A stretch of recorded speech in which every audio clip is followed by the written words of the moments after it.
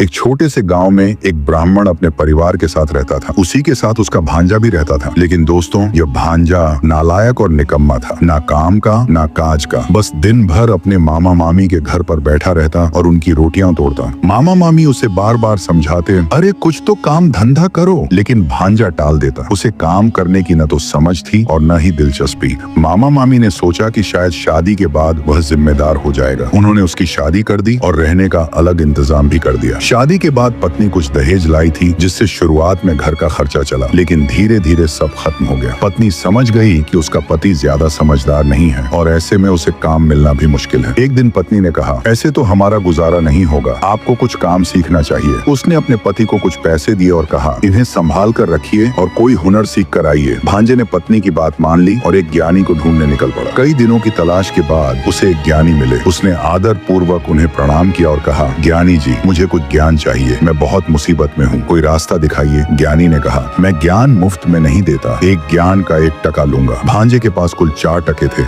उसने 4 टके ज्ञानी को दे दिए। ज्ञानी ने ध्यान लगाया और 4 ज्ञान दिए। 1, अगर 5 लोग किसी बात को सच कहें तो उसे सच मान लेना। 2, अगर कहीं से धन मिल जाए तो किसी को मत बताना। 3, अपनी पत्नी को कभी सच मत बताना। 4, अपने मालिक या राजा से हमेशा सच्चाई बोलना। घर लौटते समय भांजा एक गांव से गुजर रहा था। उसने देखा कि वहाँ भीड़ लगी हुई है। पूछने पर पता चला कि एक भिखारी मर गया है, लेकिन उसे हटाने को कोई तैयार नहीं है। भीड़ ने उसे कहा, तुम इसे ले जाकर कहीं फेंक दो। पहले तो उसने सोचा, मैं ब्राह्मण होकर ऐसा क्यों करूं? लेकिन फिर उसे ज्ञानी का पहला ज्ञान याद आया। 5 लोग कह रहे थे तो उसे सच मानना चाहिए। भांजे ने भिखारी की लाश उठाई और गांव से बाहर ले गया। जैसे ही वह लाश फेंकने लगा, उसने देखा कि भिखारी के कपड़ों से पैसे गिर रहे हैं। उसने जल्दी से पैसे उठाए और चुपचाप घर लौट आया। घर पहुंचकर पत्नी ने पूछा, ज्ञान सीख कर आ गए? उसने हाँ में सिर हिला दिया, लेकिन पैसों की बात छुपा ली। अब उसके पास काफी धन था, जिससे उसका जीवन बदल गया। धीरे धीरे उसका ठाट बाट देखकर पड़ोसी जलने लगे। एक दिन पड़ोसन ने उसकी पत्नी से पूछा, तुम्हारा पति क्या काम करता है? पत्नी ने कहा, मैंने कभी पूछा नहीं। पड़ोसन ने उसे शक में डालते हुए कहा, अगर वह तुमसे प्यार करता है तो सब कुछ बताना चाहिए। रात में पत्नी ने बड़े प्यार से पूछा, आपकी आमदनी का राज क्या है?